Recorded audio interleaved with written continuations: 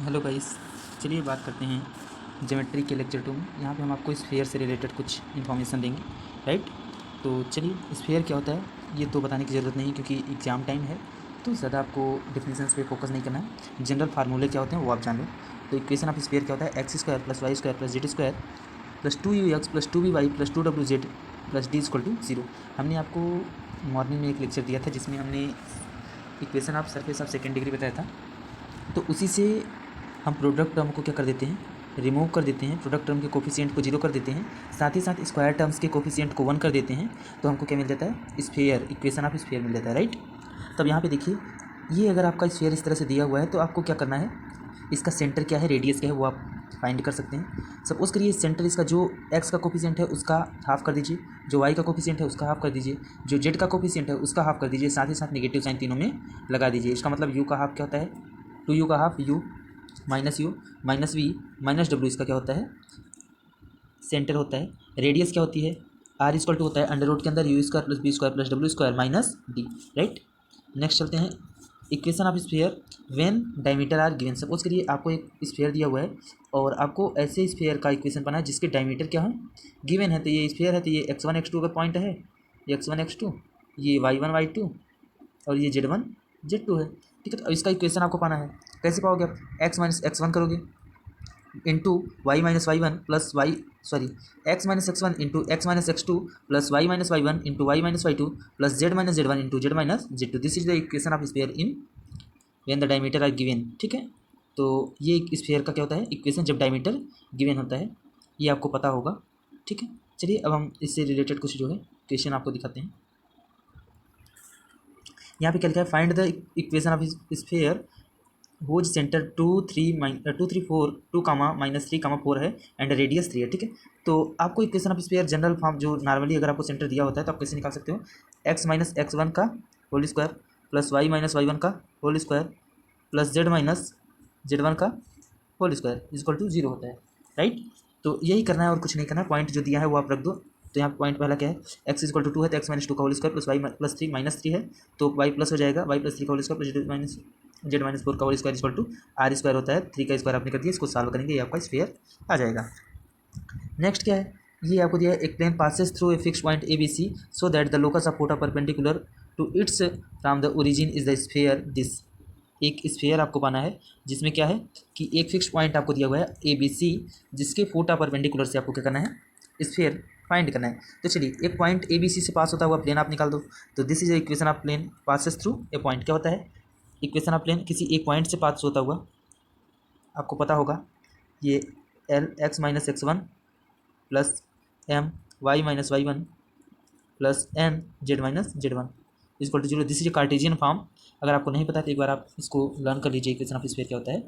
और दूसरा भी ये भी होता है कि r minus r one into n equal to 0, ये भी इक्वेशन ऑफ स्फीयर होता है। यहाँ पे आर की वैल्यू क्या होगी, एक्स वाई जेड, और आर वन की वैल्यू क्या होगी, ए बी सी जो पॉइंट दिया रहेगा, और फिर एन की वैल्यू क्या होगी, l m n. L m n क्या है, डायरेक्शन रेशियो, राइट।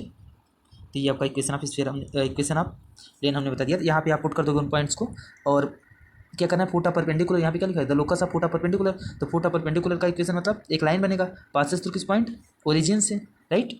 फोटा परपेंडिकुलर यहाँ पे देखिए फ्रॉम पासेस थ्रू ओरिजिन लिखा है, इसका मतलब 0 0 से पास हो रहा है, तो लाइन का इक्वेशन आप निकाल लीजिए। अगर ये आपका स्फीयर है, फोटा परपेंडिकुलर ये है, ओरिजिन से पास हो रहा है, तो ये ओरिजिन की इक्वेशन, लाइन जो इससे पास हो रही है लाइन, वो इसको सेटिस्फाइड करेगी। तो इसका मतलब एक्स माइनस एक्स वन की जगह पे आप क्या रखोगे, 0 बटे l equal to y minus y one की वैल्यू भी 0 है बटे m equal to z minus z one की वैल्यू 0 है बटे एन। यहाँ से आपको x equal to l, y equal to m, z equal to n आ गया। वो वैल्यू आप यहाँ पे क्या करोगे, पुट कर दीजिए। एल की जगह पे यहाँ पे एल है तो यहाँ पे आप क्या रखोगे, एक्स, एम की जगह पे वाई और एन की जगह पे जेड, तो आपको ये इक्वेशन मिल जाएगा, राइट। नेक्स्ट यहाँ पे लिखा है, find the equation of sphere diameter of joining this point. अभी जो हमने आपको फार्मूला बताया कि डायमीटर जब गिवन है, ये एक डायमीटर है दूसरा ये है, तो इसका इक्वेशन आप कैसे पाओगे। ये सीधे सीधे एक्स माइनस एक्स वन आप पॉइंट जो दिए है, एक्स माइनस एक्स वन करोगे तो यहाँ पहला पॉइंट क्या हुआ, क्या है इसमें देखिए, -1 2 0 है, राइट। तो ये -1 2 0 है जब, तो आप यहाँ पे एक्स प्लस हो जाएगा। ये सारे पॉइंट्स आप पुट कर लोगे, इसमें बहुत ज़्यादा बताने की जरूरत नहीं है, ये आप कर लोगे, राइट। तो यहाँ पे सोल्यूशन लिखा हुआ है, आप देख लीजिए। Intersection of sphere and a plane, एक स्फीयर और एक प्लेन का इंटरसेक्शन क्या होता है, this is important thing. Suppose करिए दिस इज स्फीयर और एक प्लेन अगर इसको ऐसे कट करेगा तो ये यहाँ पे एक सर्कल का फॉर्मेशन होगा, राइट। तो एक स्फीयर और एक प्लेन का इंटरसेक्शन क्या होता है, एक सर्कल होता है, राइट। तो आप अब इसको कैसे सॉल्व करोगे, राइट। तो सपोज करिए ये आपका स्फीयर दिया हुआ है, ये आपका प्लेन दिया हुआ है, इसका सेंटर क्या आएगा, -u -b -w। रेडियस क्या होगी स्फीयर की, ये हमने आपको बता दिया है कि अगर ये स्फीयर है तो इसका सेंटर क्या है, -u -v -w। स्टार्टिंग में फर्स्ट जब हमने ये वीडियो लेक्चर स्टार्ट किया वहीं पे हमने बताया है, तो आपने देखा होगा आई थिंक। और रेडियस भी हमने बताया है, u² + v² + w² - d, right. अब यहाँ पे आपको h निकालना है, क्यों, क्योंकि आपको किसका इक्वेशन पाना है, एक स्फीयर और एक प्लेन से कट हो रहा है जो, उसका इक्वेशन पाना है।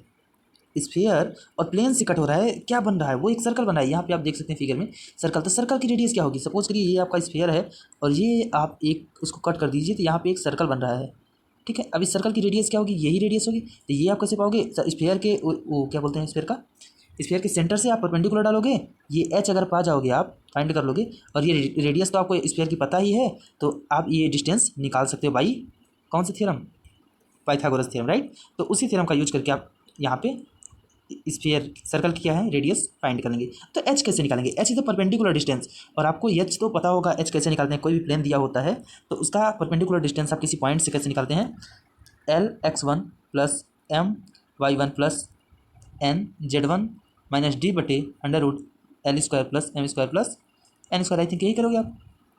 कोफिशिएंट आप x² + y² + L² + 7² + n², this is the perpendicular distance, ठीक है, एच। तो यहाँ से आप एच निकाल लोगे और फिर जो है यहाँ से आप आर निकाल लोगे, राइट।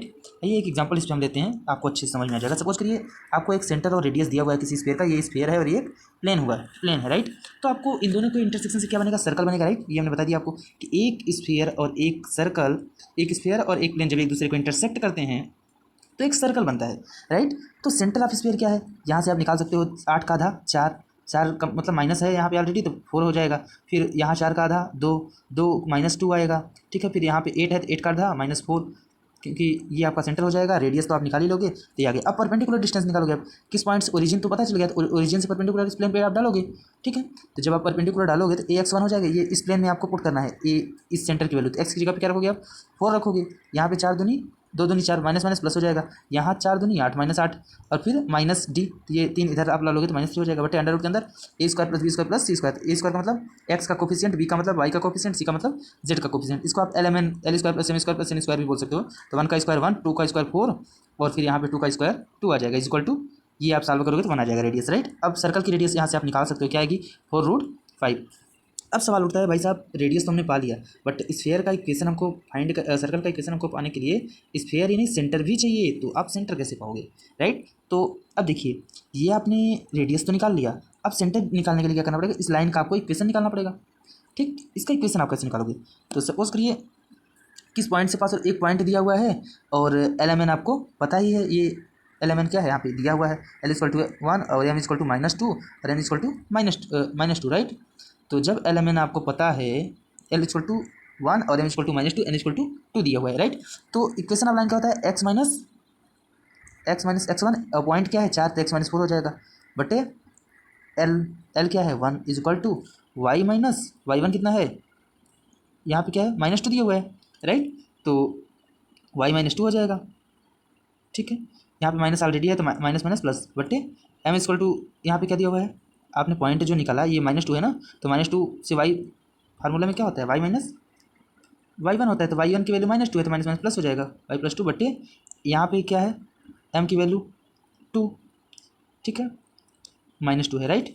फिर जो है z - z1 ये आप कर लोगे तो यहाँ पे आपका r की वैल्यू फाइंड हो जाएगी। कैसे, यहाँ पे जब आप इसको r के बराबर रखोगे तो r = ये x है, सॉरी यहाँ पे x लिखा हुआ है, तो x - 4 = क्या आएगा r, x = क्या आएगा 4 + r।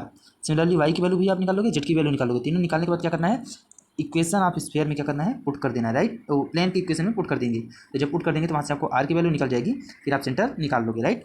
अब हम बात करते हैं दो, अगर आपको स्फीयर दिए हुए हैं तो उन दोनों के इंटरसेक्शन से क्या बनेगा। तो जब दो स्फीयर दिए हुए हैं तो उन दोनों को जब आप इंटरसेक्ट कराओगे तो आई थिंक एक सर्कल बनेगा।